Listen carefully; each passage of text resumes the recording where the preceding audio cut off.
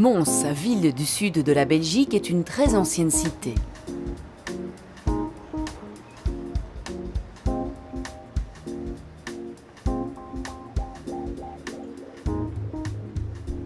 Elle fut probablement un domaine romain, mais peu de traces en témoignent. Ce que l'on sait, c'est que l'on nomma cette colline Montes. Au 7e siècle, une pieuse dame et bonne épouse, Vaudru, y fonde un monastère. Les comtes du Hainaut, quant à eux, fortifieront la ville pour en faire leur capitale, qui se développera ensuite sous Charles Quint grâce à ses manufactures de draps. L'architecture de la Grand Place est relativement homogène, malgré ses différentes périodes. Son hôtel de ville du XVe siècle, érigé sous Charles le Téméraire, est aujourd'hui la demeure d'un natif de la région, son bourgmestre. Le jeune homme émerveillé de 17 ans qu'il était lorsqu'il découvrit la ville n'avait sans doute pas imaginé être un jour le premier homme de Mons. Moi, je venais d'une cité ouvrière, une cité charbonnière, et le fait de voir une place structurée comme cela, et puis surtout cet hôtel de ville, ça m'avait émerveillé. Il y avait une sorte d'éblouissement, et ce n'était pas la place avec la qualité de rénovation d'aujourd'hui. Il y avait encore quelques défauts. Mais je me suis senti comme aspiré, attiré, et je me suis dit, tiens, mais je ferais bien ma vie ici.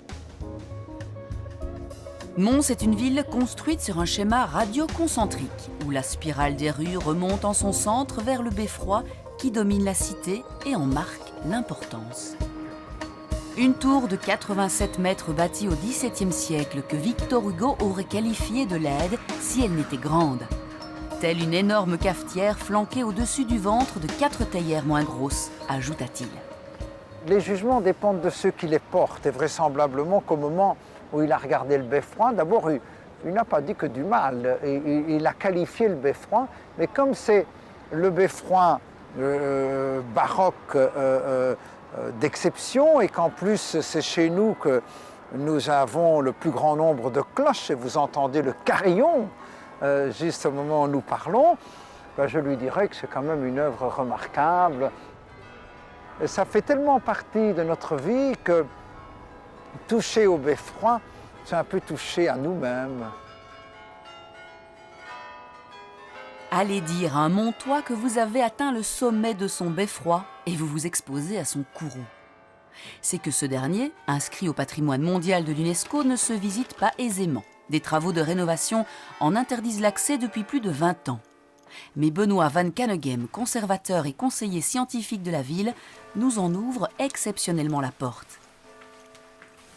Et c'est parti pour une montée quelque peu laborieuse jusqu'au mécanisme du carillon.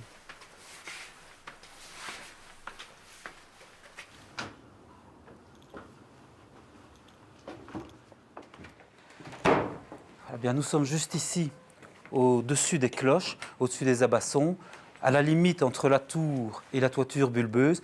Et ce qui est ici est assez exceptionnel, c'est le tambour qui permet tous les quarts d'heure aux cloches de faire résonner un air de musique sur la ville de Mons.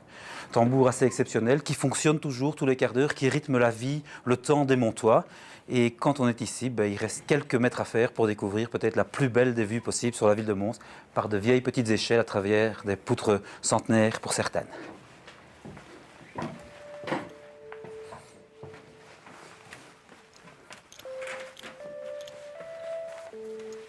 L'ascension du beffroi est épique. Mais la vue, une fois là-haut, en vaut vraiment l'effort.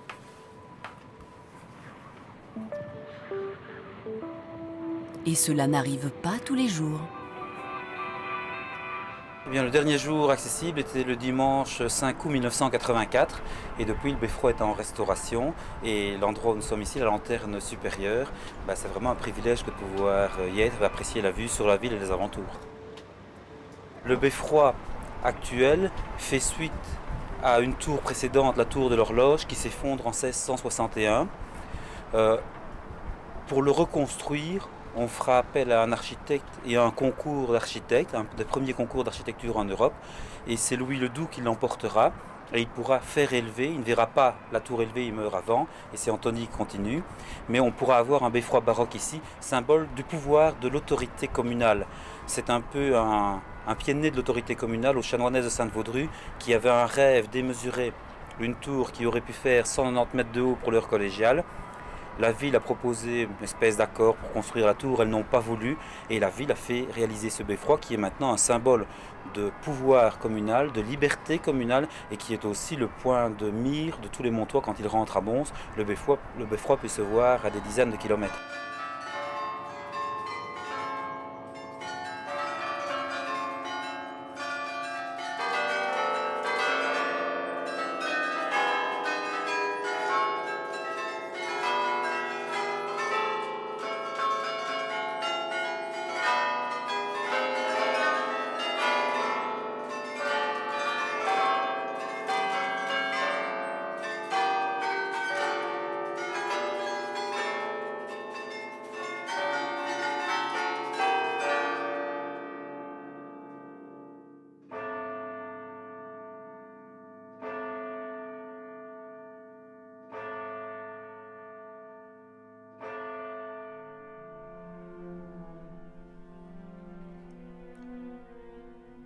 L'histoire de Mons se raconte aussi à la collégiale Sainte-Vaudrue, édifiée par ses chanoinesses. L'intérieur de la collégiale est splendide. Sur un plan en croix latine, la superficie est de plus de 110 mètres de long, 34 mètres de large.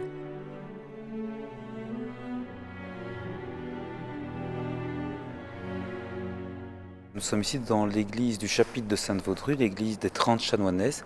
Et jusqu'à la Révolution française, cette église était leur église privée et personnelle. C'était une paroisse personnelle. Donc quelque part, à l'exception d'une ou deux personnes qui pouvaient avoir accès au bâtiment, ce bâtiment a été fait pour 30 femmes, les 30 chanoinesses de Sainte-Vaudrue.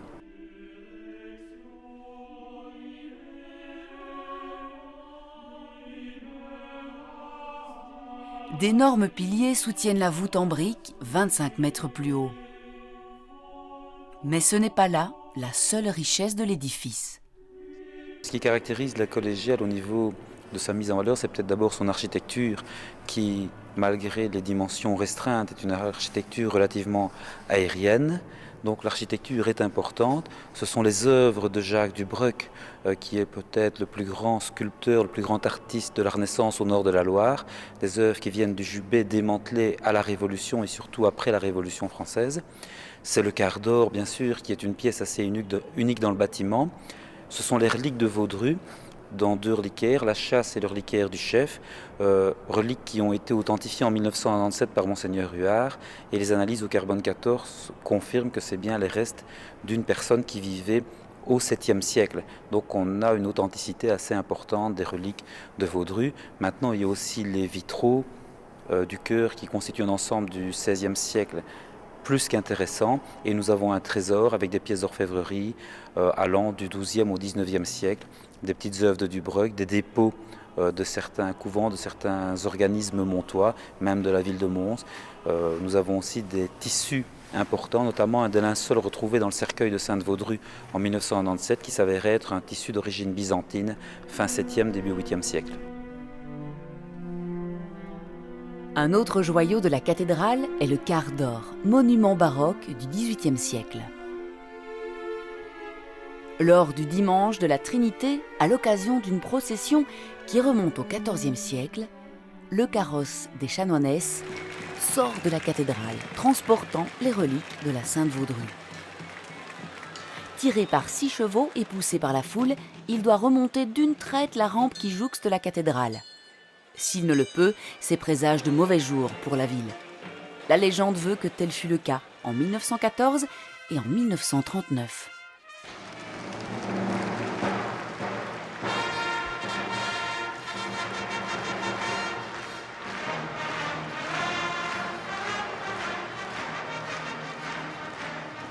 Hier pour éloigner la peste qui ravageait l'Europe, aujourd'hui pour faire vivre la tradition, la procession des reliques du dimanche de la Trinité plonge la ville de Mons dans une incroyable effervescence. Voici les traditionnelles fêtes du doudou de la Ducasse de Mons, classées par l'UNESCO au patrimoine immatériel de l'humanité.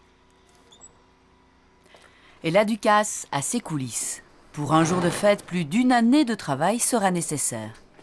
La réalisatrice générale Joëlle Wattier s'y attelle à temps plein avec ses régisseurs. Ça va? Je viens voir comment ça évolue, les préparatifs. Mais commençons par le début. Petit rappel historique de ces fêtes dites du Lumeçon créées au XIVe siècle autour de la procession de Sainte-Vaudrue. En 1380 précisément, apparaît à Mons une confrérie, la confrérie Dieu et Monseigneur Saint-Georges, qui en fait est à l'origine du Lumeçon. Alors cette confrérie participe à la procession, notamment en processionnant les reliques de leur saint patron, à savoir Saint-Georges, mais également en reproduisant à l'intérieur de la procession un jeu médiéval qui oppose un cavalier, Saint-Georges, à une bête, à savoir le dragon. Et ça, ce sont les origines du Lumeçon. Alors au fil des siècles, le jeu, comme on dit, va s'enrichir. On va voir apparaître toute une série de personnages, à savoir donc les hommes blancs, les hommes de feuilles, les diables, les chinchins, etc. Et puis, début du 19e, le Lumeçon n'est plus reproduit à l'intérieur de la procession, mais est reproduit au terme de la procession, sur la grande place de Mons, dans une arène de sable délimitée par une corde juste en face de l'hôtel de ville.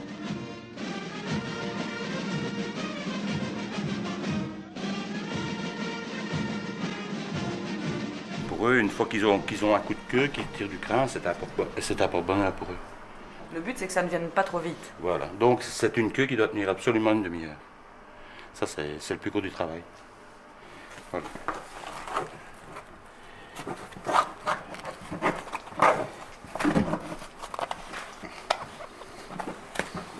Ceci, c'est une queue comme je vais le chercher dans les abattoirs. Donc c'est congelé et tout. Voilà, c'est une queue qu'il faut décongeler. C'est un travail qu'on fait en hiver, ça. En hiver. C'est toute d'ailleurs, la queue ici, elle sèche depuis le temps que je suis régisseur adjoint, elle sèche tout le temps dans le mois de décembre. Donc ça veut dire qu'elle reste 5-6 mois séchée ici au-dessus. Et on arrive, quand l'os est retiré, comme ceci, on arrive au résultat que vous voyez ici. Vous voyez, il dirait du carton. Et ça, ceci, quand j'ai retiré vraiment l'os de la queue ici, c'est trempé dans du sel pendant 1 an. Facilement 1 an, du gros sel. Le public tente d'arracher le crin de la queue du dragon, tandis que Saint-Georges et ses chinchins tentent de le terrasser. Face à eux, les diables et leur vessie de porc.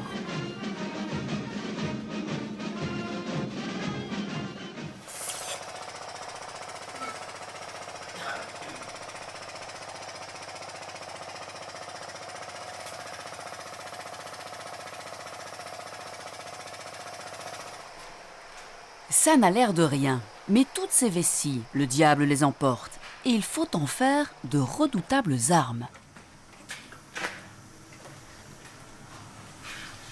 Elles vont sécher ici pendant, allez, on va dire 5-6 jours, et puis elles vont être exposées de l'autre côté dans une température entre 20 et 22 degrés.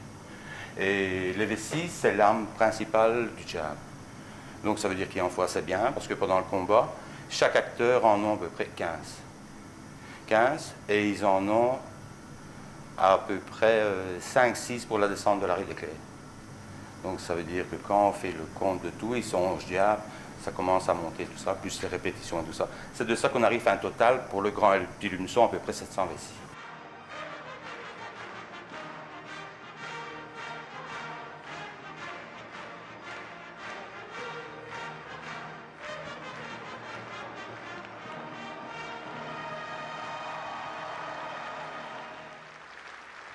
Le dimanche suivant, c'est le petit Lumeçon. Un rendez-vous devenu incontournable pour les jeunes Montois. À leur tour d'acclamer Saint-Georges, de terrasser le dragon et surtout de lui dérober le crin de sa queue. Et quelle fierté pour les enfants choisis dans les différentes classes de 6e pour jouer les rôles principaux.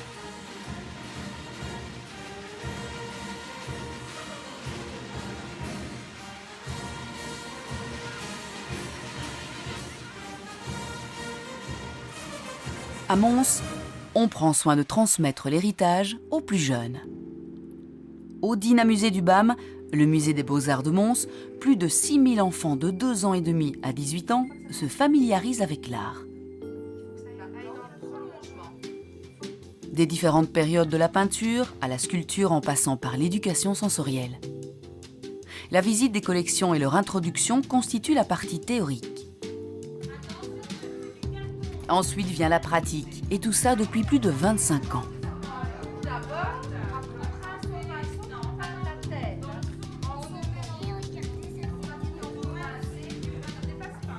Transmission du savoir et valorisation du patrimoine.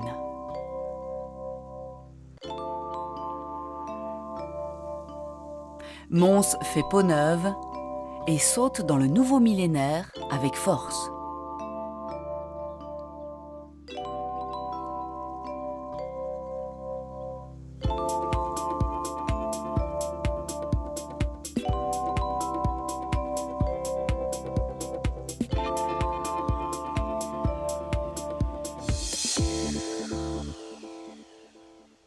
Des sites voués à l'oubli sont rendus aux habitants.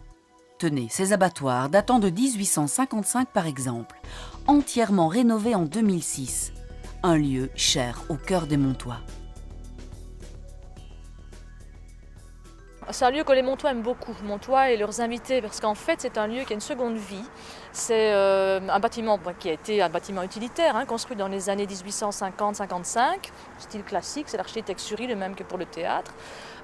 Et qui jusque dans les années 1970 était fonctionnel. Donc on abattait des bêtes ici, elles entraient par là dans les granges, là-bas elles étaient abattues et ici c'était le frigo.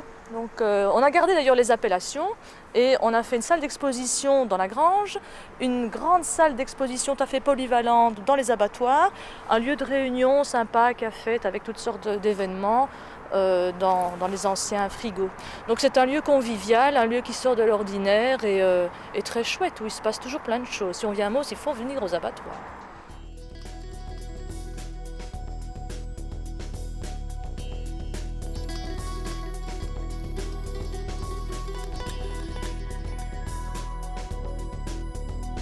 Une grande politique de restauration fut mise sur pied dès 1968.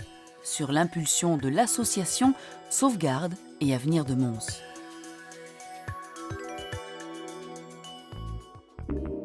Dans le comité, un architecte, Jean Barthélemy, venu de Liège pour créer une section d'ingénieurs architectes à la faculté polytechnique.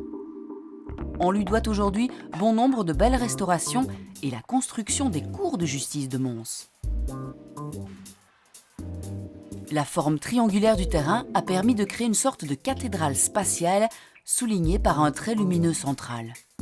Une superficie impressionnante de 17 000 m² pour un projet qui aura coûté plus de 58 millions d'euros. Lorsqu'il y a nécessité évidemment de trouver, comme ici, un immeuble plus important, il faut effectivement le faire.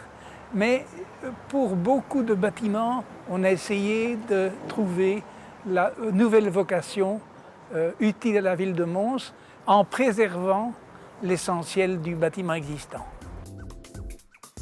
Marier passé et futur, c'est aussi l'objectif de Mons 2015.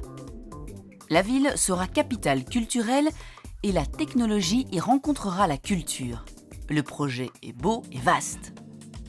Il y a encore des grandes réalisations qui vont se construire d'ici 2015. La gare, bien sûr, mais aussi au niveau culturel, le bâtiment de la Fondation qui va être vraiment le nœud névralgique, le cœur du projet Mons 2015 qui va se situer juste ici derrière nous. Et puis aussi un centre pour les musiques contemporaines qui va s'édifier à quelques centaines de mètres d'ici. Donc tout un nouveau quartier culturel qui va battre le rythme de 2015 en plein cœur de Mons. Donc ça, c'est vraiment des avancées concrètes et cohérentes. On est au cœur de l'Europe évidemment, mais on a toujours été au cœur des bouleversements qui ont fabriqué l'Europe. On a été espagnol, on a été hollandais, on a été français, on a été autrichien. Et donc tous ces croisements, ces mélanges nous marquent encore aujourd'hui et je crois que c'est un bel aboutissement que ce titre de capitale européenne de la culture. Mons 2015, technologie, culture et patrimoine, gastronomique aussi. Rencontre avec un personnage étonnant.